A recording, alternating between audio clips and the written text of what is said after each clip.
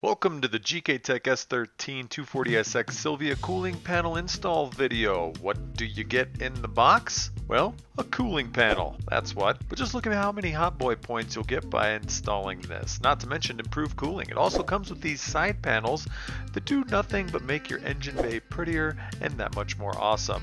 We make these in other flavors as well, such as the R33 Skyline Series 1 and 2, R32 GTS-T and R32 GTR, S14 Series 1 and 2, as well as S15. That's a good smattering of Nissan, so pick one or four up. To the install, this is what the engine bay looks like, sans hot boy goodness. Let's fix that. Start by removing the corner light screw, then remove the headlight support bolts. Pop those bolts out and lay down the side panel.